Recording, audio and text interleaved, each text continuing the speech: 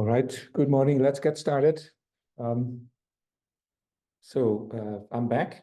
Unfortunately, live was originally planned for this slot due to personal circumstances, was not able to make it. So what I'd like to do is follow up on some of the topics that Evangelos and I briefly touched on Monday, and that also came back a few times, for instance, yesterday in Harry Oosterhuis's presentation. User models and interactive IR.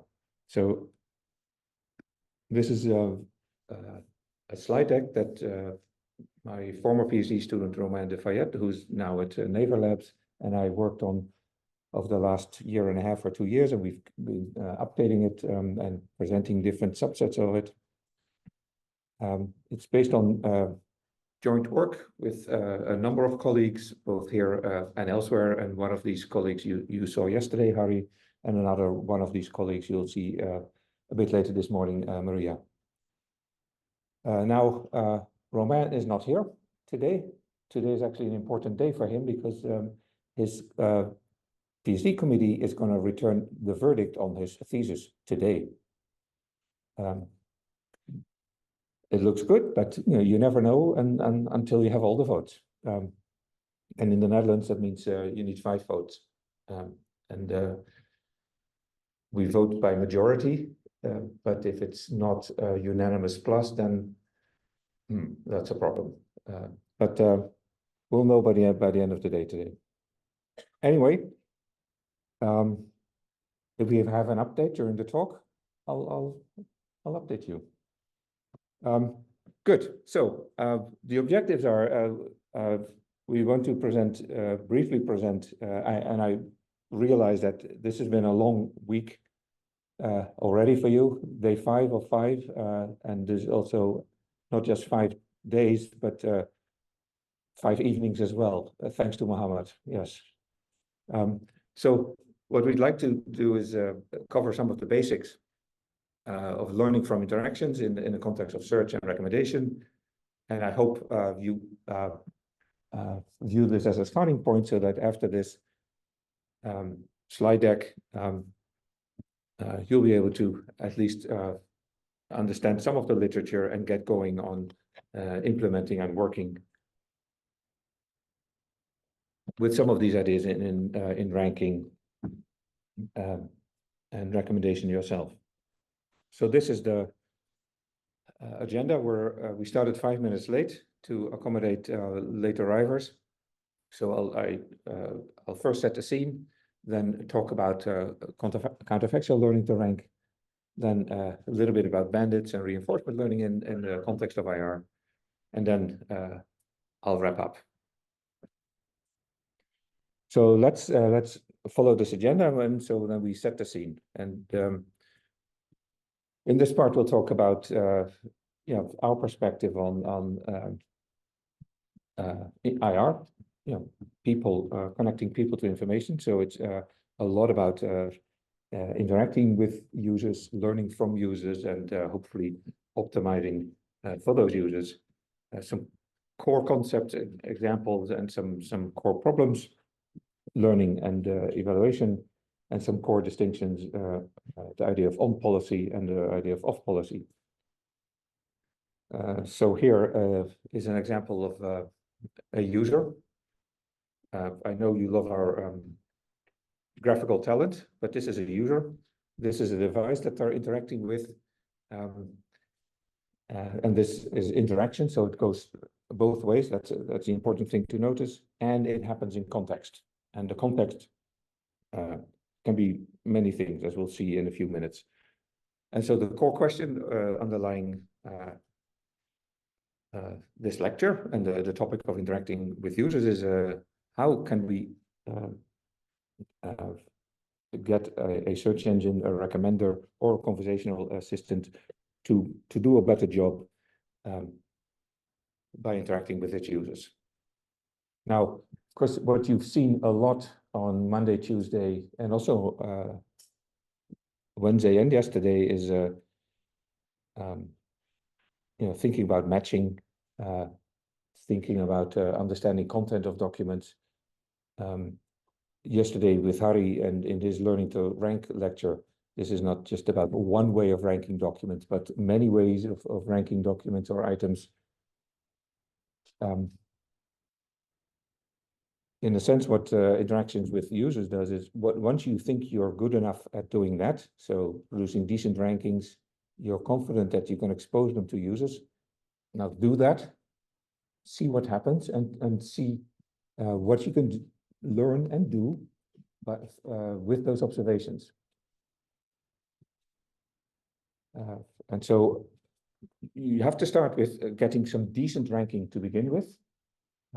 Otherwise, you don't want to expose them to users. It's going to be a bad experience for users, but also the signal is going to be of very little value, right? If you show stuff that's not very meaningful to a user's needs.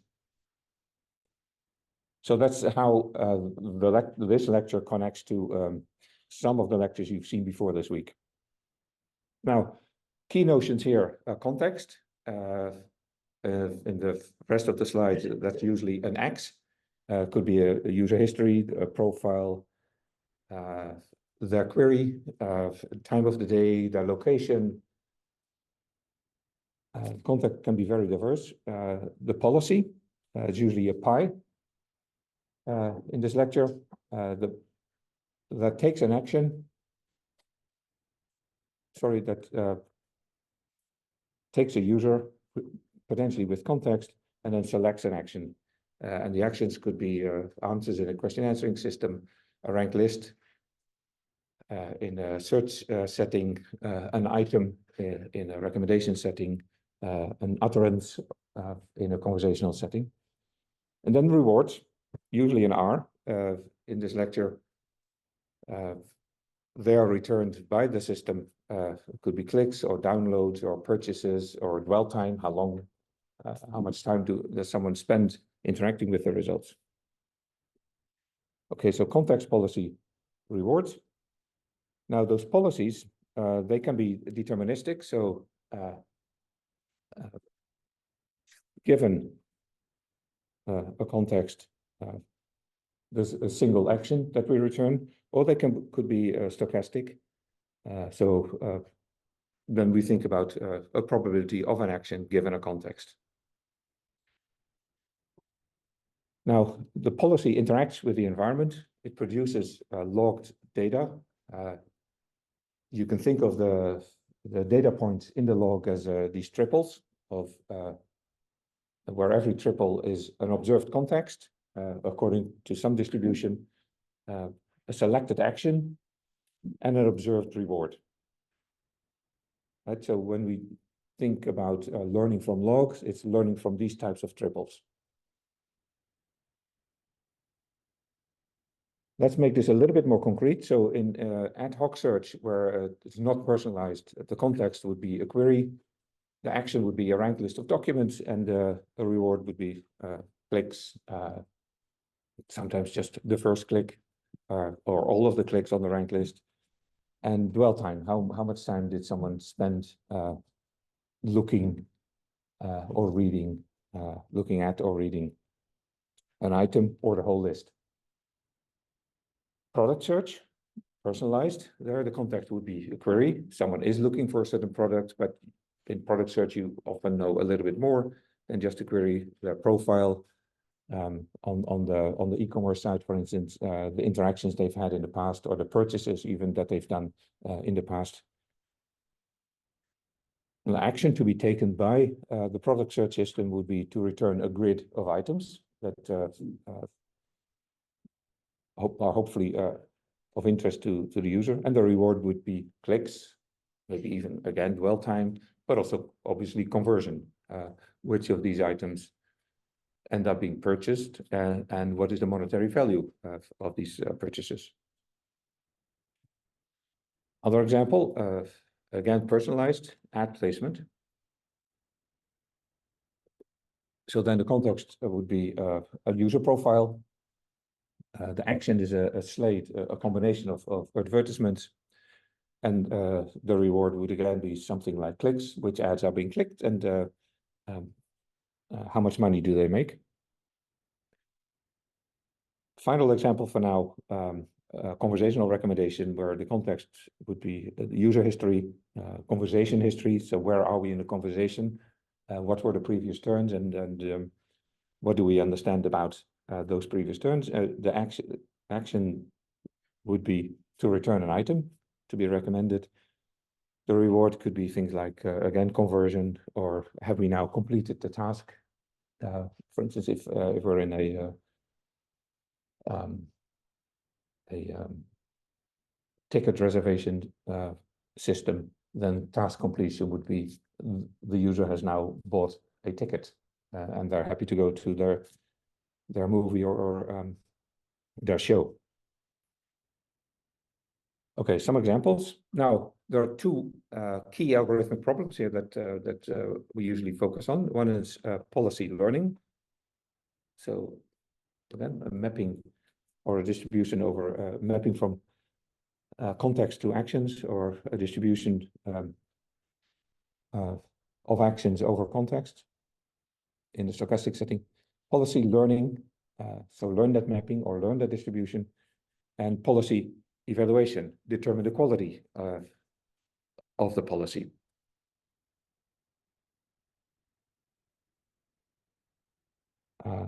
Two more notions that are important here. We already touched briefly on this on Monday, but now we'll dig a little bit deeper. So that's the distinction between online and offline. So now, usually when we talk about online, we refer to settings where we receive input sequentially, and we then act on these inputs. The offline modality or batch modality, we don't need any human interaction. So think of batch learning typically as follows. So you initialize weights, and then you repeat these two steps that are mentioned here. Process the data, update your weights, process the data, update your weights until some convergence or stop criterion fires. In contrast, in offline, certainly in IR, what this usually means is we have user input, query, history, what have you. We have user input, and we then act on this. Offline in IR typically is anything we do that does not directly depend on user input. So could be crawling or indexing, or doing content analysis on the materials that we've crawled, etc. Now, both of the core problems that we talked about on the previous slide, so policy learning and policy evaluation, both of these can be studied in an on policy and an off policy setting. On policy means we evaluate and improve the same policy that's being used to select actions. So we have a certain policy that determines which actions we want to take, and this particular policy we want to improve by observing what users do with our actions. Off policy means we're trying to learn or evaluate one policy based on what we know from another policy. And the typical setting is you have a behavior policy, what's called a behavior policy, or a logging policy. That's the policy that was used to create the log data. And based on the log data created using this logging policy, we try to learn another policy. Now, when you do this, the off policy setting, you immediately should feel a certain tension, right? Because you're trying to learn something new based on what was observed with the logging policy. And of course, the newer your actions are going to be, the more they deviate from the logging policy, of course, the more chance you have of improving over the logging policy. But at the same time, the harder it's going to be to evaluate them based on the logging policy, right? Because the logging policy maybe never took that action. Also, the bigger the risks are going to be, right? The more the new policy that you're trying to learn deviates from the logging policy. But also the potential for success becomes bigger. And so that tension, we have a logging policy, we use that, and we trust it, right? Otherwise, we would never expose it. We would never have exposed users to it. We trust it. We have that, it's running. But we want something that does a better job, or we want to measure something based on the logging policy. But the more we deviate from the logging policy, the more uncertainty we have. And a lot of the work that you'll see over the next hour and 10 minutes has to do with dealing with these uncertainties.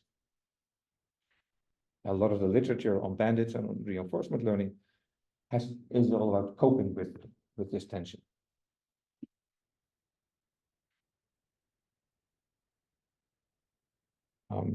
Now, you'll see on various slides, you'll see a fair bit of notation. And I know it's Friday, day 5 of the summer school. Don't worry if you don't get all the notation. Be sure to try and get your intuitions. The slides come with around 30, 40 references. So I hope you can use those slides as a starting point for the bits and pieces that you're interested in. So I mentioned on Monday this idea of A/B testing, right? You have policy A and policy B, and you're trying to understand which of the two does a better job. And in this setting, that means gets a higher reward. And so what the scenario I mentioned on Monday was you run both. Different users get actions from different policies. And then you collect the data for these different policies. You compute the rewards, you average, and then if you see a big difference, then you probably want to go to the policy that has the highest average reward.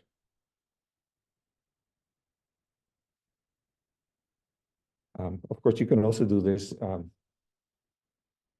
offline. You can even do this with log data, right? So you have log data and you have 2 new policies and you can compute our average rewards based on the log data. And then decide which of those 2, given the log data, appears to be better in terms of returning a higher reward.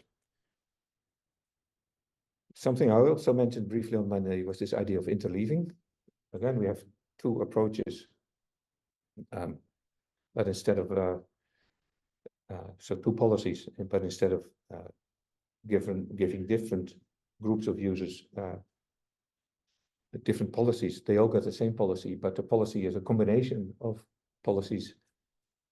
In this case, pi A and pi B. And then we need to do some sort of, we need to do a combination. We need to do some sort of credit assignment. So if we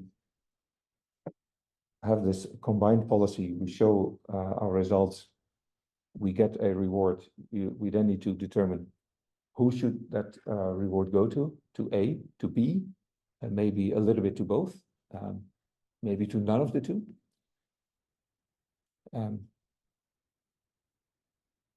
And again, you can do this in an online setting and an offline setting based on log data.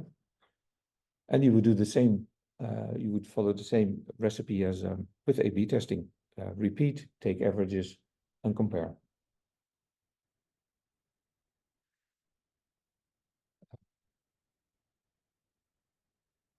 One thing you have to pay attention to in the case of interleaving is how do you combine, how do you assign credit, but also how do you satisfy other types of constraints on your actions. For instance, in a search and recommendation setting, a very natural constraint is diversity. let's make sure if we have a ranked list that it's maybe topically diverse or supplier diverse, or if it's somehow location related, it's location diverse. Now, if you begin to merge policies or merge ranked lists, you might violate these types of constraints if you're not careful. Let me try to make that concrete. One way of combining ranked list is as follows. So you have policy A produced a ranked list, policy B produced a ranked list. How should we put these together? Well, one way of doing this is you flip a coin. Okay, what comes up head first? Okay, it's A. Let's start with A. We take the first item of A. Then we move to B, take the first item that we haven't selected yet from B. And we could just do a round robin like this, and making sure we don't have duplicates. But of course, in that case, in that way, we might mess up diversity constraints on our ranked list. A could be diverse, B could be diverse, but if we just look through this in a round robin fashion, we might mess that up. But there are lots of other ways of putting two lists together, and there are ways where you can put them together and satisfy lots of additional constraints. It's actually a fun topic. Now, we briefly touched on this on Monday as well. You can do online evaluation, offline evaluation, on policy, off policy. Why would we want to evaluate online? Because we have direct access to users and their preferences. We avoid many of the issues that have been discussed throughout the week that come with label data. It's expensive. It might not be ethical to collect in sensitive areas. It might not be possible to collect it for very small scale problems. The label data is often static, stationary, whereas users change, the world changes. Label data may not necessarily be aligned with actual user preferences. Of course, with yesterday's lecture on LLMs for evaluation and LLMs for labeling, many of these concerns maybe get new solutions, maybe get new workarounds. If you're looking for interesting problems to work on, I would suggest and this is something that interests you, jump on it now, because a lot of people are jumping on it. So in a few years, there might not be all that much room to contribute something new left. Anyway, why not to evaluate online? Well, if you're trying out new policies, you take actions that you've never taken before, potentially, and these might be risky. They might hurt the experience. They might, in a commercial setting, they might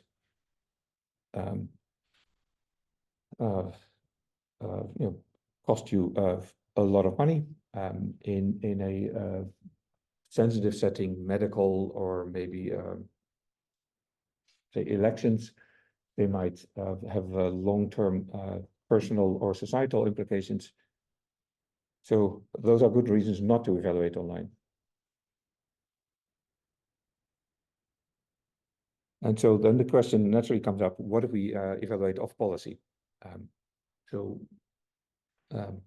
And we estimate the performance of a policy using only the log data that we collected with a behavior policy.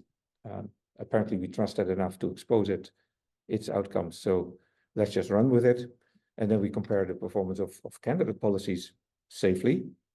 And then make up our mind about which new policy might potentially be deployed later on. And so if you go through the literature related to these topics, you'll see well, quite a jungle. Yes, I'm looking at Jingwei, he works in this area. It's quite a jungle, right? And many of these topics, they or words mean the same, but of course, many of them don't. And why is that? Well, this idea of policy learning and evaluation has come up in a lot of different subdisciplines. Similarly for A/B testing has come up in different settings, in a medical setting, in our setting. So it's simply a reflection of the interest of many communities, the independent interest of many communities, and these interests now coming together.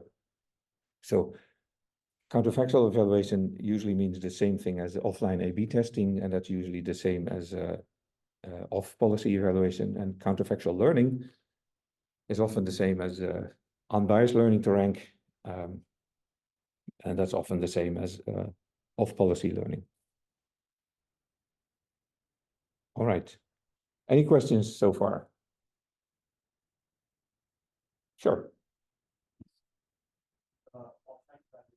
Yeah. I have a question regarding that. So, how do you simulate offline evaluation? So if you're doing interactive IR, Let's say, for example, commerce gets. So, if you want to do offline evaluation, yeah, let's say online evaluation is simple, you just control treatment, yeah, but as you mentioned, there are risks to it. Yep. Right, and you want to have a model, and if you have multiple models, like, let's say 10 models, you cannot do A/B test one of them, so you have to have some online metric measures to do a selection of them and do a sub-selection of them. But as you mentioned, like in the offline evaluation, there are some interactive parts missing. Because you are interactive online setting. So how do you do it? How do you do offline evaluation? I mean, there are offline So- metrics like precision. Okay, so we're assuming we have log data, Right. right? And then and so the log data has reward signals, and these reward signals we could hopefully use to compute some metrics. Yes. Then of course you're absolutely right. These offline metrics, how good are they at reflecting online metrics? Right. Any other issues that people see with this scenario? What do you do with new products? You've never seen them because they're new. Even existing products, there could be, let's say, for example, precision K, we call that K, and all these offline other metrics that we use in recommendation systems necessarily not always translates to online metrics like clicks, conversions, and all that stuff. There are like lots of gaps between, let's say, clicks and conversions. There's a lot of, for example, I can give you an example where, let's say, a item or not going into one SRP page might be, even if the item is bad, let's say item is bad, doesn't go to the SRP page, doesn't mean whatever replaces it is going to come. Yes. So there are like lots of scenarios in which the online and offline, there is a gap. There is a gap. There is a gap, and there is a on Monday we mentioned these different types of collecting interaction data from user studies, right, from user panels, from log data. These are different signals. They do not align very well all of the time. Having one is not necessarily a good predictor for any of the others. And so the best scenario is you do all of the above. Increasingly, people are looking at simulators. Yes. To try and bridge this gap. I don't think we have the book on this has not been written, so but it's also a super interesting space to do research in. Yeah, I think Amazon, last year in AdKD, they released a auction simulator. Yep. It's called ads. Yeah, and so there are lots of these. They're simulating buyer side auctions. Yep. Which is very hard. Yeah, but even simulators for fairly simple movie recommendations. We as a community we're building them both in an academic setting, often because we don't have live systems to work with, but also in a commercial setting for the reasons that you gave, right? You want to avoid those risks and you need to have a better understanding how online and offline correlate or not. And now with the increasing availability of LLMs, different types of LLMs, you see a lot of new energy there, building simulators. And to which degree we should think of an LLM as an agent, or maybe simply as a generator of text, for an agent, I think the jury is still out on that. But that's a good space to work in right now. Thanks for the question. Good morning. Let's move on to the next chapter here, counterfactual learning to rank. And so there what we focus on is asking counterfactual questions, to some degree the questions you were asking. What would have been the outcome if?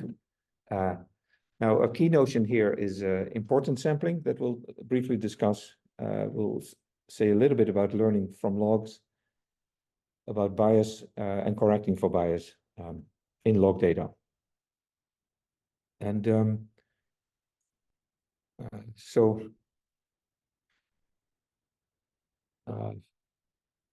here is Maarten and Romain, and they're both movie watchers. We know a little bit about them, what they've watched in the past, what they've liked when they watched it. Of course, there's also a lot that we don't know about them. We don't know how they think about movies they didn't watch. And so usually in these, we'll have a few diagrams like this in the next couple of slides. The solid circles are observed, the dashed circles are not observed. And what we would like to know here is what to recommend next. And there's a bunch of biases that we need to deal with in these settings where there's missing data. We haven't seen everything. And this missingness is not at random. Right, so there's a popularity bias. More popular items are rated more often. There's positivity bias. So users are simply more likely to rate a movie that they actually liked. They're willing to invest a little bit of effort and rate. If there's a movie they didn't like, well, don't bother, you don't rate them. We'll see a few more flavors of bias in the next couple of slides. Now, some notation. So we'll be looking at users, sometimes at the user state. These users get a document or a movie or a slate, so a combination of items. They'll receive the output of an action. There'll be rewards, lowercase r, there'll be estimates, uppercase R, we have a data set, curly T, we have policies, we have examination events, we have expected values, and then we have a few distributions, a uniform, normal, or Bernoulli. So a key notion here is importance sampling. And so we want an estimate of a certain quantity. It could be a mean or a variance of one distribution by looking at another distribution. And here we want estimates of rewards. In the movie scenario, right, we're worrying about which movies to show to Maarten or to Romain. And so we want the expected value of showing a movie to one of these users, but we only have biased instances in our log data. And the counterfactual question here is, what would have been the average ratings under a uniform distribution? Importance sampling looks at what we observed. and tries to correct this. And so the key question that's being asked there is, in the data, what was the probability of observing this particular pair of a user and a movie in the data? And so the expected value is determined by taking the observed reward, dividing it by the probability of observation, and in the limit, that will give you an unbiased estimate of the true reward. There's a big issue here. If these probabilities are very small, then these values can become really large. So we have very high variance. There's a bunch of recipes or tricks, if you like, that people have used in the past to reduce the variance. And in a sense, we have a typical bias variance trade-off here, right? We have an unbiased estimator in the limit, but at the cost of high variance. How do we deal with this? Well, reduce the variance, and of course that will reintroduce some bias. Often some form of normalization is used, or simply clipping the values. And again, just to make this concrete,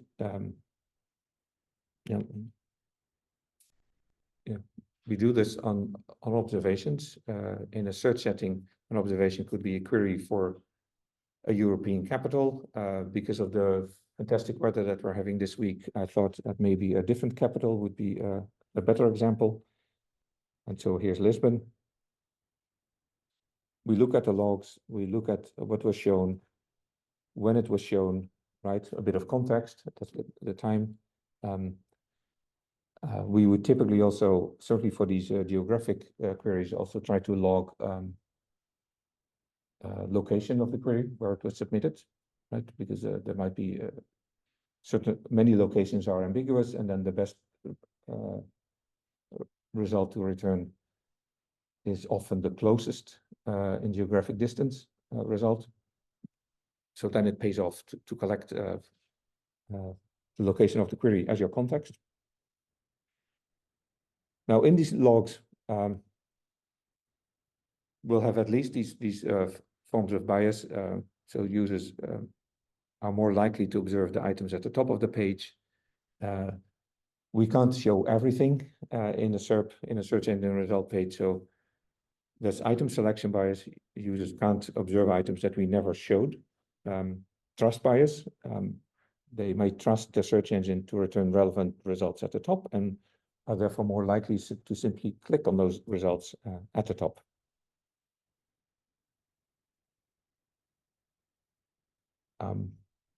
Now, this was about, or the previous slides were on importance sampling on individual items. Of course, what we often do is we don't return individual items, we return slates, combinations of multiple items at the same time.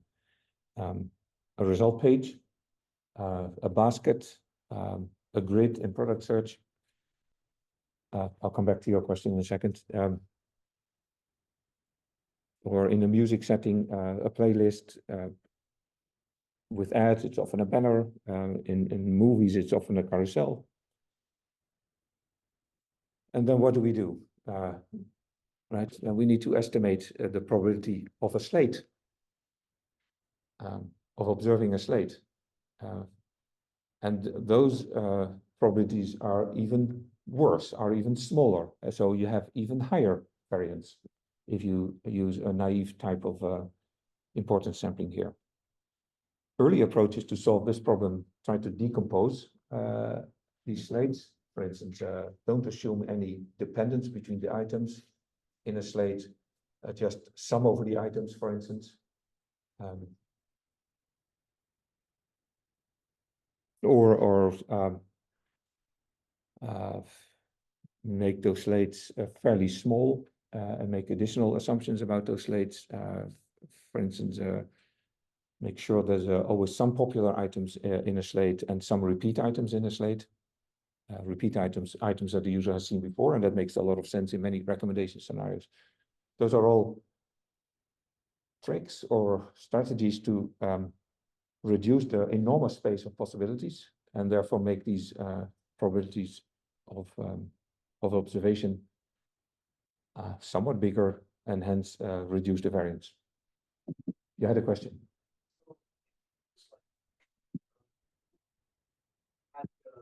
Solution by these are all there in-house, and there is actually a lot of missing data. So when you have this much amount of missing data, whether data is sparse or dominated by popular items, they normally behave in like a loop. So popular items get recommendations, popular items get ads, and ads feeds those popular items. And the richer food work. But I mean, technically, the logs, there is not a lot of data about popular items. So how do you solve this missing data problem, especially when the popular items has all the biases? Okay. And how do you decouple that bias, especially when there is no signal on the other side of the equation? And not only that, around, like, I would say 25% of the items dominate 85% of the signals. And the rest is not there. Okay. So, and just to let you know, in ads, we actually would like to serve the other part of the equation, because the popular items don't really need our help. So how do you serve the people who need us? Okay, so did everyone hear the question? No, not so much. Right, so if we have all these biases in our logs, and we then train systems on these logs, evaluate them on the logs, and isn't this going to be some sort of a rich, catering for a getting richer scenario, and tunnel vision and what have you? So what do you do about this? Any ideas?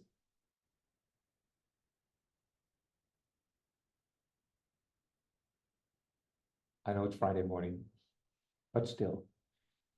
Coffee will arrive soon, so maybe the thought of coffee helps to activate our brains.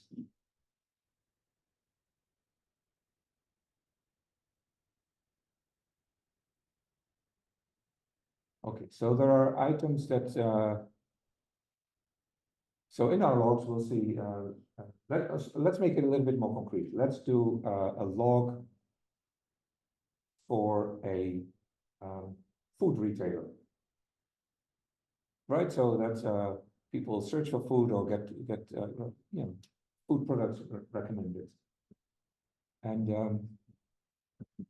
now we come, we don't know what people like about healthy food. What do we do?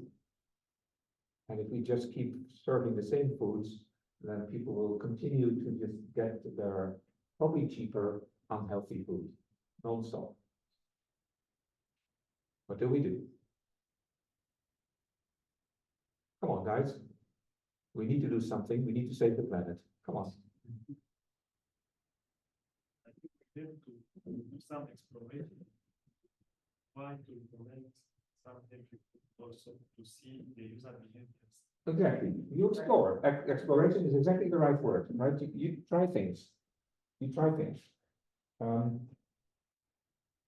In the worst case, you just randomize. Now, and that actually does happen. Just to collect better data. Right, but you understand the dilemma. So let's say there are different policies of distribution. Yes. At the offline setting, there is no way we would know with a supervised signal which one's there. I mean, let's say, for example, I do embedding research and say, okay, let me get some user preferences on, let's say, Indian food, healthy and non-healthy.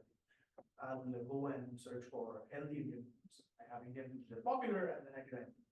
They're like different. So you're changing the question now slightly from the supplier perspective to the, or from the platform perspective to the user perspective, right?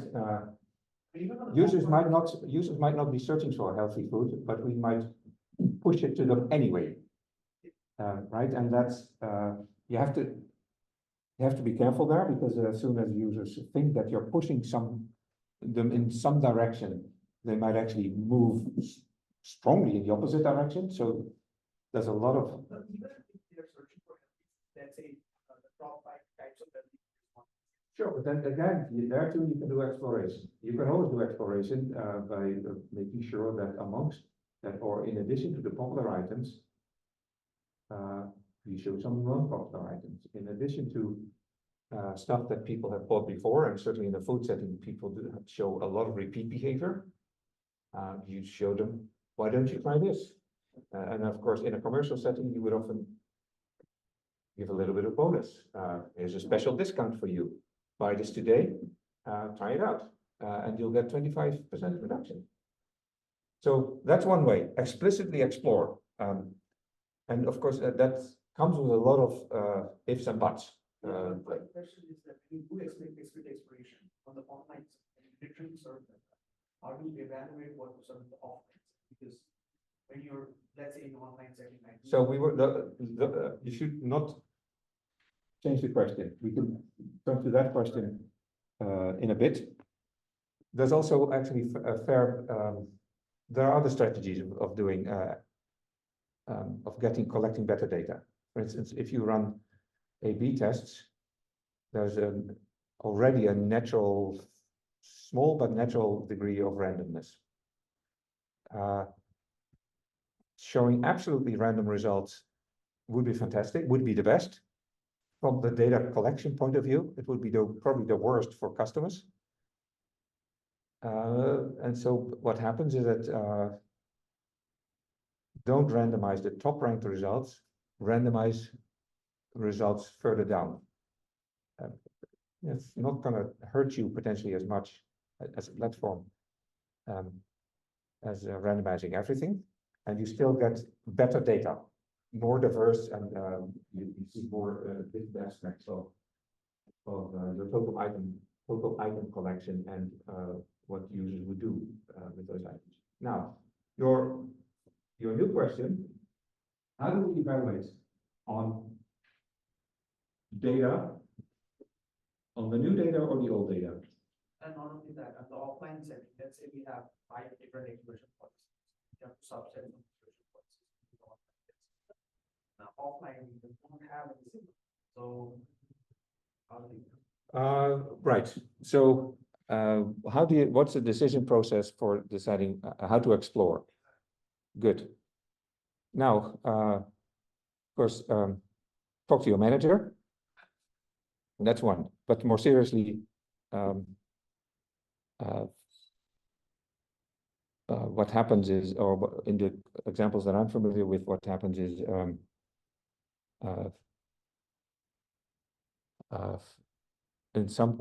a commercial setting, often the costs for this are pushed down to suppliers, right? We're willing to do a bit of randomization with your products, but you pay for the cost, right? So that happens. Sometimes it's more of a staggered pipeline. So you do something small, could be a user study, user panel. Once those signals are not too bad, you can scale up.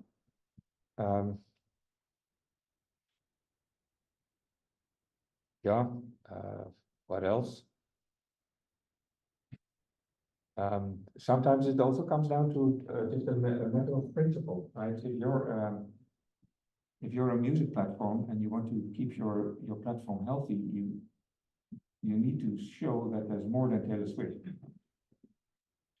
right? So then you as a platform decide, I'm going to show these small artists no matter what, because if I don't show the small artists, it actually destroys my platform in the long run. And my purpose in life is to have a healthy music platform, right? So it also comes down to taking the costs because it aligns with your values.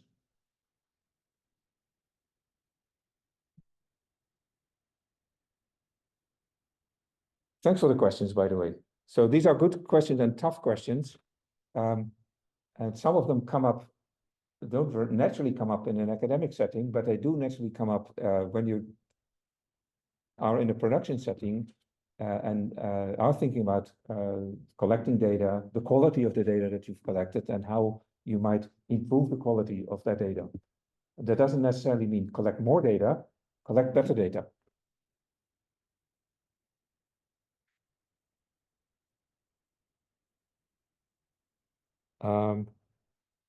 Right. Before we went this way, we were here. The logging policy, importance sampling in the case of slates, where the variance brought about by importance sampling might be a lot higher than in the case of individual items.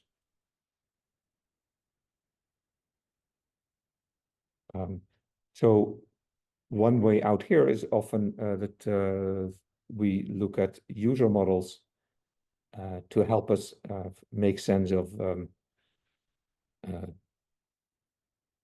those the probability of observation. And so a term you'll see in this context is examination hypothesis. So for instance, in a search setting, a click document should be examined and relevant, and only then it can be clicked. And then a question you might ask is, under the logging policy, what was the probability of the user examining that document? So then you'll try to estimate this examination probability in the position-based model. It would simply depend on the user and the rank. But in more complex models, there might be other dependencies.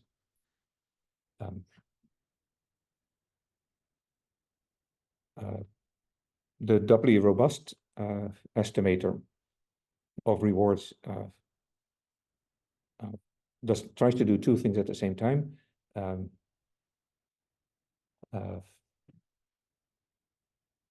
It has two terms, as you can see. Get a rough bias estimate of the user response, and then apply the correction only on the difference with this estimate.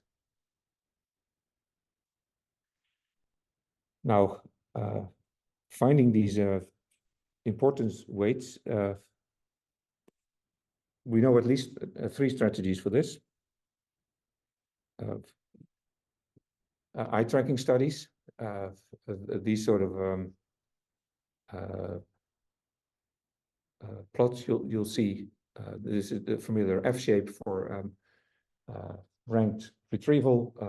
In product search with a grid, you'll see a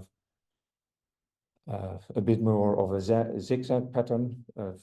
Most of the focus is on the center, and then sort of zigzag around the center top. Another way of getting to these important weights is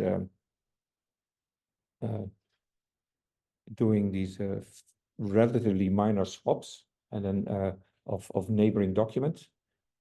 So the same query, one time you'll rank document 1 over document 2, and the next time you do it the other way around, and you see what the click-through rate is, and whether there's a difference, and from that you can infer correction terms, and then learning from logs.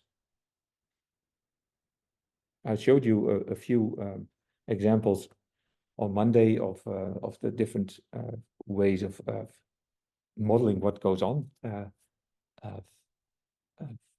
in the processes that create the log data. So I like this one because it the dynamic Bayesian network, because it articulates not just was something examined, was it attractive? If it was clicked, did it also lead to satisfaction? So was it not just a click without much value, but was there actually value for the user in the click? We have a book, I think it's close to 10 years old now. Next year it'll be 10 years old, where we collect a lot of these click models with the different ways of learning the parameters, either through expectation maximization or gradient descent. Now, we come back to your question. I don't know what your name is, but sorry? Joey. Okay, so we come back to your question, Joey. So, in a sense, this was the question you were asking, right? Yes, maybe when we look at the log data, we can do split prediction. But often what we're interested in is the signal, what is relevant or not. And these are different things, right? And that's your question again. And so it's important to realize that they are different, and that when we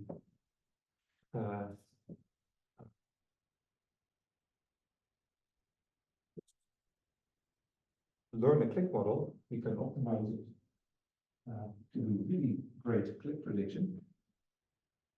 It's not the same as using that click model, for instance, taking all the values that we've learned for attractiveness and using that for ranking. There is a Philip who presented on Tuesday has a paper at ZIR this year where he looked at a very large log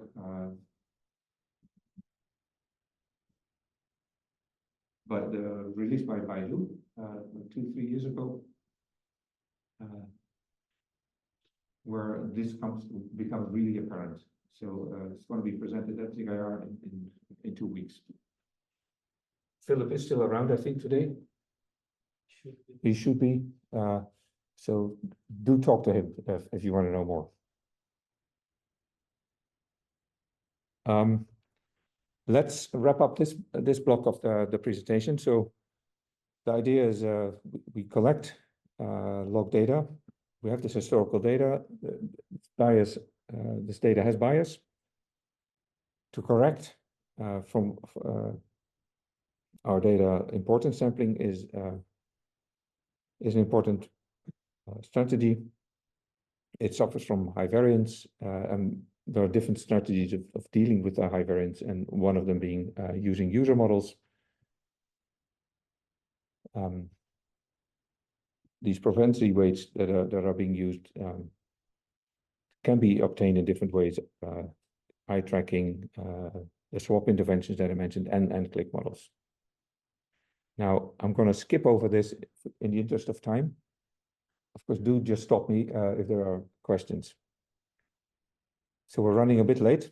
As you can see, it's now not 9:40, but 9:65. Anyway, let's continue.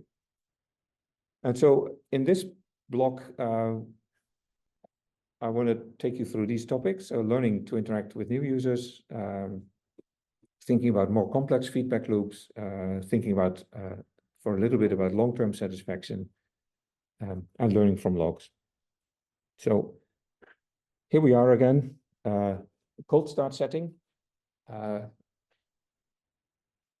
Maarten might have some movie preferences. Romain might have some movie preferences. We have not observed them. We don't know. And so we need to just go out and serve them something sensible in the hope of quickly discovering what it is that they like.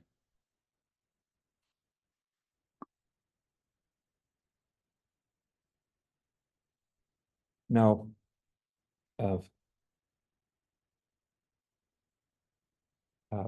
the rewards are likes or dislikes. So let's just do a binary setting here. I like this movie or I don't like the movie. Regret is the difference between, the reward that the best possible policy would have returned to us, and the actual reward. And then the goal that graph can then be formulated as trying to find a strategy that minimizes the expected cumulative regret. So overall, the interactions that we have we collect the rewards. At the end of the day, we want what we collected to be as close to the best possible as we can.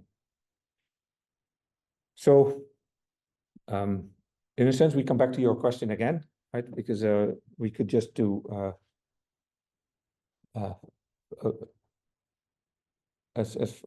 we could follow a greedy approach here,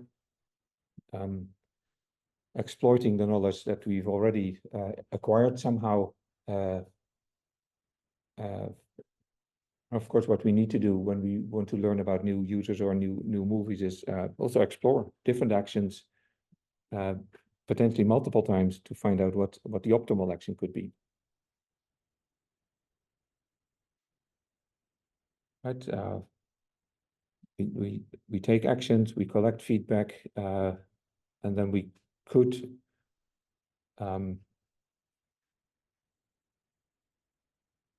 simply get trapped.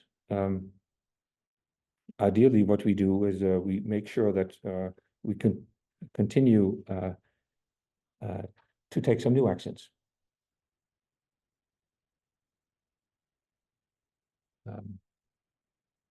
Now, the expected cumulative regret, for this one can determine a lower bound. This lower bound is determined by a number of factors, and what we've tried to indicate in color here is that if we have more potential actions, then it's harder.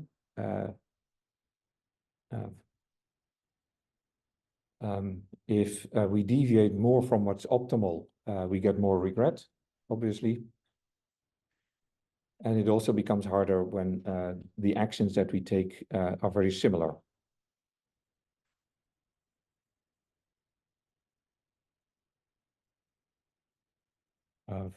There are different approaches here. Some try to be optimistic. If you don't know what exactly you should be showing your user, try to be optimistic. If there's a chance that this item might be successful, maybe go for it. What I want to show here is this picture. It's a bit of a full slide, but let's go through it from top to bottom. So how to maintain an estimate of the full distribution of rewards and update it after we've seen an interaction. The approaches, plural, that you'll see in the literature, they use parameterized families of distributions, parameterized normal, or parameterized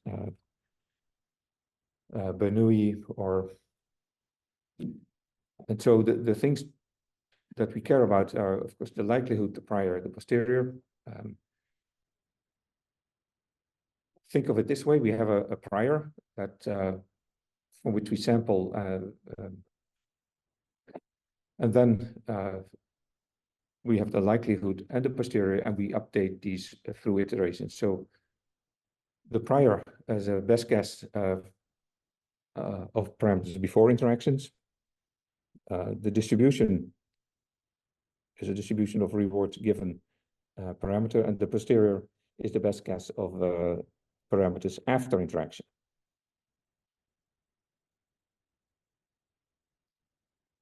Now, different families of these banded approaches make different choices here. So in Thompson sampling, you sample a parameter value for each action. You then select the best action under the chosen parameters, and you observe the reward, and then update the corresponding action.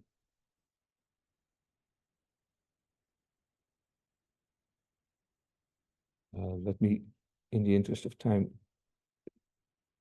so these are just illustrations or animations where you see these distributions change slightly after each interaction, right? On the left of the arrow, there's an action. On the right of the arrow, the implication for the distributions that we care about.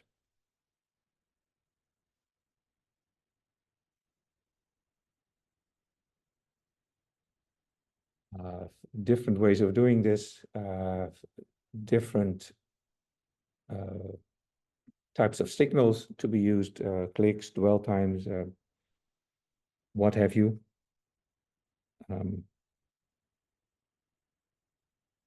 Let me go.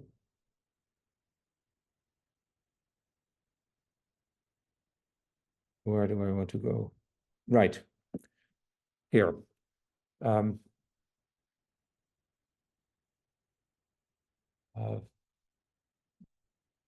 There's two things that you should keep in mind here. One is something that was discovered in the, I think about 20, 30 years ago in the management literature, the optimizer's curse. So with, what is that? It's that a maximization process is likely to select an overestimated solution. So it turns out that we're often too optimistic with what we learn from past observed data. And that this effect actually gets worse in an off-policy setting. So that connects back to your questions again. So these are two good papers to read. Paper 6, that's the management science paper from 2004, I think. And the deadly triad paper is, let me just jump to the end. It's, there it is, it's an archive deep RL paper from a couple of years back.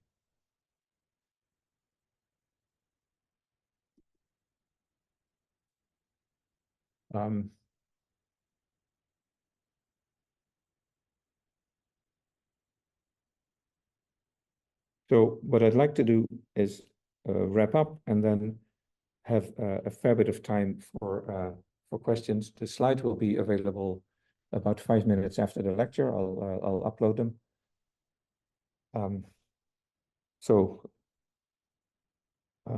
What did we not talk about? What did we talk about? What did we not talk about? And what are some interesting challenges to work on? The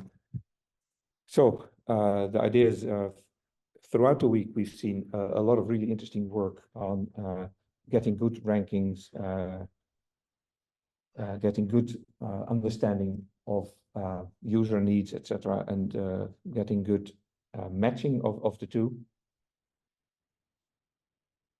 That's what you need to do in a sense beforehand. Once you think you're reasonably good at that, you're probably willing to show some of the outputs that you can generate in that way to real users. And that's actually when this fun begins, right? What do people do with this? And how can you learn to improve your methods by making use of those observations? We briefly talked about online versus, or rather on policy versus off policy, counterfactual evaluation and learning, and very, very briefly about bandits. There's a lot of stuff that we did not cover here, and where a lot of active research is ongoing. Bias variance trade-offs, what to do if you have very large action spaces, and action spaces then not just returning a single item, but complex setups. And these could be really complex setups, not just, for instance, a list of items, but it could be a bunch of food items that together would make a great meal, or a bunch of clothing items that together would make a great outfit, right? So there could be lots of other constraints that make these action spaces so much more complex, or think of a reading list for students, right? That cannot just be a random list of relevant papers. No, you may want to start with a survey, an understandable survey, and then maybe some of the original papers that introduced new ideas that made a big impact, and then maybe a more recent advanced survey, and then maybe a few very recent archive papers, right? So there's these slates can be complex, and then the action spaces can be very complex, and it might be really hard to decompose these slates, the complex actions, into simpler actions. Tuning hyperparameters, that's continuing to see a lot of work. Working with multiple logging policies. So you mentioned you might be running A, B, C, D, E tests, not just A/B tests. As I mentioned on Monday, there's some interesting and very much hands-on work published by folks from Microsoft. Kohavi is the author to look for. Sorry? Yes. Yeah. Yeah. Dealing with distributional shifts. So user interests change, the world changes, the documents that are relevant to a need may change because maybe it's news related, then obviously there's continuous change. Dealing with those, that means you might have learned something, but by the time you're done learning, you have to start again. Combinations of online and offline, right? You might want to do as much as you can offline to avoid risks, but occasionally, right, and we come back to your point, we need to explore, we need to try out a few new things, so then we need to go online, but maybe for as short a time as possible, right? Because if it's short, then we reduce the risk, and maybe not sooner than we have to. So trying to understand where these decision points are, I think that's super interesting, and there's work, ongoing work, and also a bunch of ongoing questions.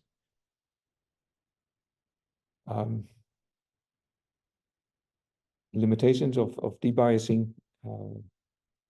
Simulation environments already came up. I think that's a big space we didn't talk about, but in detail. But there's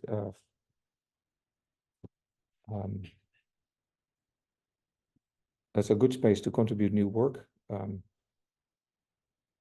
Also in that space, in that simulation space, there's a good number of new libraries coming up. Different GYMs, GYM, right, for simulation environments. RecoGym is an interesting one for recommender systems, but there's a lot more. We don't have a list of these simulation environments to go with the slides, but one of our other colleagues does have a list, so I'll try and add it to the slide deck and share it with Mohammed. Now, here's another set of challenges. I mentioned them briefly on Monday. As we put these systems online, we might want to think about different guarantees on accuracy, especially for rare phenomena, user behavior that is very rare, but still also that particular user needs and deserves decent results. Efficiency, so trying to do as much as we can with as little data and as little compute as possible. Reliability, so how do our methods break down when our assumptions begin to fail? Assumptions could be about repeat behavior, for instance, in a shopping setting. Certain users just buy the same stuff over and over again, so they're actually fairly or relatively easy to serve, and a lot of value comes from them. However, not all users are like that, and so also the explore biased users, you want to give a decent treatment. Reproducibility of experimental results, even with those shared libraries like RecoGym, it's still very hard.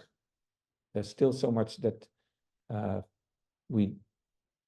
assume between the lines that we don't document explicitly, and even if we do document them, they still turn out to be to generate quite a few challenges for the next colleague who want to achieve the same results.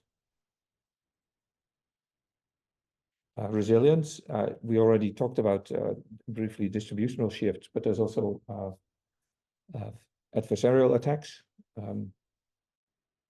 Attacks, especially on our neural rankers, it has some positive sides. Then we call it search engine optimization, but there's also increasingly a lot of attention to the negative sides, and unfortunately, it turns out to be really well doable to attack those neural rankers. After all, that's why we have LLMs, don't we? So it becomes harder because Sorry? it becomes harder to stack. So it's harder to break it, but it's harder to keep up. It actually becomes So for example, if someone have a subject ranking, someone right attack it, probably the attack would be a simpler attack. Yeah. I will never be one. If someone breaks my LLM ranker. yes.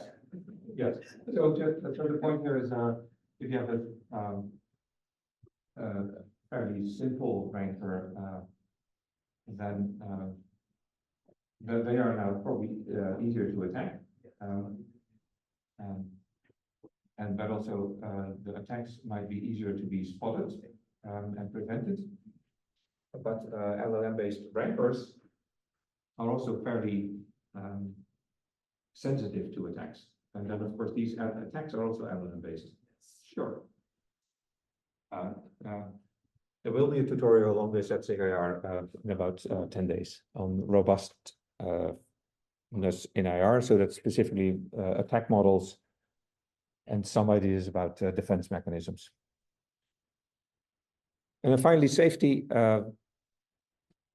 It's not just safety of user data or of proprietary organizational data, but also safety of the interaction data. That too is an area that's increasingly under attack.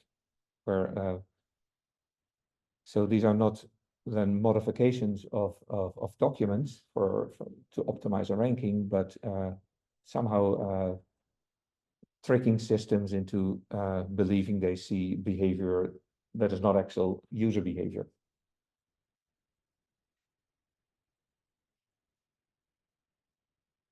So that's it. Sorry, I had to rush a little bit through the last block there, but then I did want to make sure we have a bit of time for further Q&A. Now, any questions? Maybe later, you. Not first, someone else. Go ahead. I just had a question about what is overestimated. When you mentioned that the quality to be overestimated, we tend to optimize something that is overestimated. How do we know it's overestimated? That's the first place. Because it means that we know the real value. You mean that the quality became deterministic and we choose only that was a little bit confusing. Okay. Yeah. So that management science paper has a really clear explanation and example. What they show is, if I remember correctly, so fairly simple.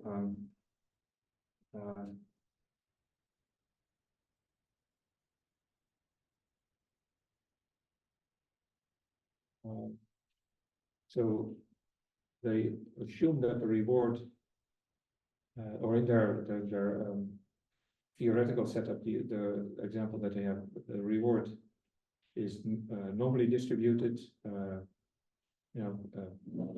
peaks at 0. Then they have 3 different log data sets and have inferred. And so these are estimates, so they're also normally distributed, but a bit off. And each of them is off by just a little bit. But because they're off by a little bit, if you then choose the optimal actions according to those estimated rewards, they together this pushes the reward that you then get up from the true reward like it is. If I remember the diagram that they have in their paper.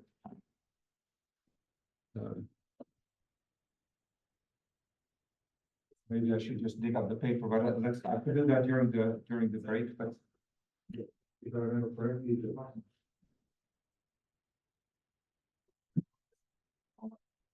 here. You want to do the drawing?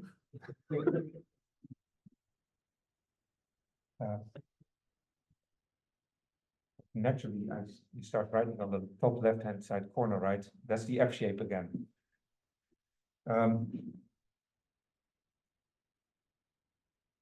Okay, the true reward, 0.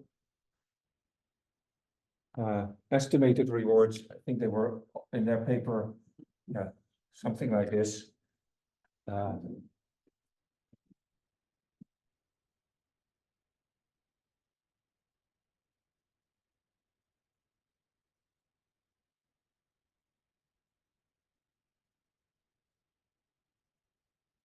And then what turns out to be the case is that if you learn from, so these are the learn from the loading policies.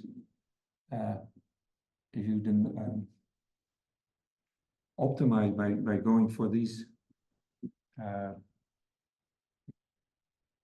yeah, learned best actions, it actually improves, or you push away from the true optimal action quite a bit. So yeah, I suggest you take a look at that paper. This is their simplest explanation that they have. Yeah.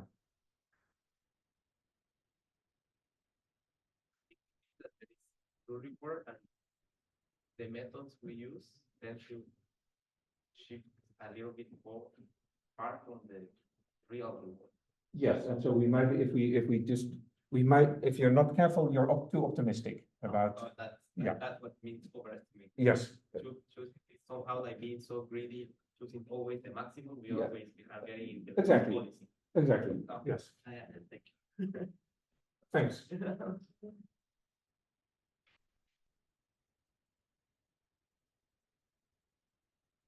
We're done? Ah, of course. Go ahead. One thing that we also want to ask a question. So you mentioned like, long term. But again, distributional chips and all these people come up. So if you, let's say for example, optimize on short term viewers, you might miss long term. Yes. There are obviously kind of safe guardrails and you Yeah. can put in the system to kind of safeguard these systems. And I think in reinforcement learning, if you look at those early ones of games and stuff, we used to do some weird things, computers with certain groups and stuff. But that can also happen in some of those systems where you cannot foresee certain interactions and the programs that even in the test, but you want one. But later on, something can happen, and it either break it or let's say in the sense of breaking it, but also long term you might not see the reward that you think. So how do you safeguard against it? Because safeguarding is a huge topic by itself. Yep. And I think even in real life systems, it's a lot of this person implementing systems live to foresee all the foreseeable things that can go wrong and then put guardrails. Yeah.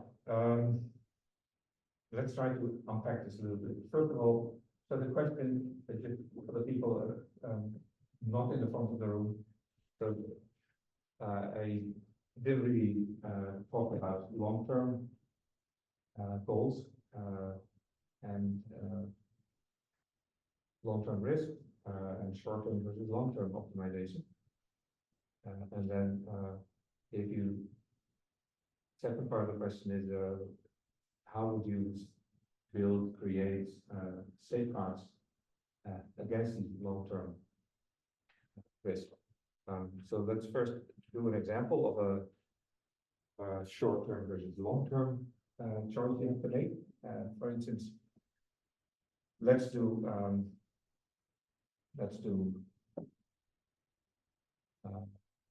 a shopping scenario again. So in a shopping scenario where there's a lot of repeat behavior, the easiest and usually most successful next thing to recommend is buy this, you bought it last week, you want to buy it again. And then usually that works, and that makes sure that they have a purchase. So short-term reward is there for the customer and for the platform. Great. Now imagine doing this week after week after week after week. Easy for the platform. At some point, the customer will say goodbye. Boredom sets in, and boredom can set in fairly drastically in terms of just completely dropping the platform. So that's the long-term risk. So short-term, we did the best thing at every move. But long-term, that was not a good thing to do. And we also know that from consumer psychology that if you make people discover new things, learn new things, there's such a big reward for them personally. But then algorithmically, it's super hard to do good exploration and offer something that is really a great new experience. What do? You try to do a little bit of both. Make sure that in the short term there is satisfaction, but there's also opportunity for new discoveries, and then sometimes that the new discoveries come, well, in a commercial setting, they might come with bonuses or a new reward program or what have you.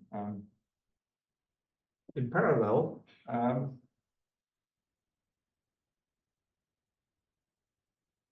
run a few predictors. One predictor could be a churn predictor. Is someone at risk of leaving us? And if that's the case, take an action. You might have experienced this yourself with your mobile company, right? At some point you get a phone call, hey, we have a special deal. And they probably had a sense that you might be leaving them. It might be close to the end of your plan or whatever. Right, so this phenomenon in a commercial setting, I think it's well known, and actions are the sort of actions that I just mentioned. Of course, in a more societal setting, just give people what they want to read. So that helps create tunnel vision, right? Occasionally also do show the other side, do show the other perspective. Again, be careful there, because if you do that too aggressively or too much in someone's face, it actually has the opposite effect. They will turn away from other perspectives even stronger than they were before. So I don't have an easy answer, and certainly not an easy solution. No.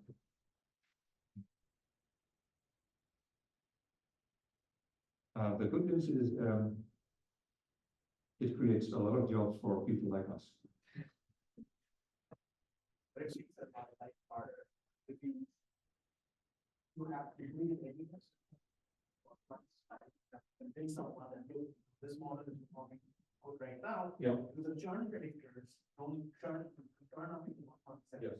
It's a lot of things that you have to say, for example, seller retention or something like that. You might not get a statistically significant gain with one setting, but the revenue setting might get it. Convince the people who are reading your tests Okay, so I'm getting some signal of impatience there. So my best short-term reward now is to stop here. Thank you for being here, and thank you for the questions. And I think we now have a break, then we have 2 more lectures, Yes. and then a hackathon Hackathon or closing. and closing. So stick with it.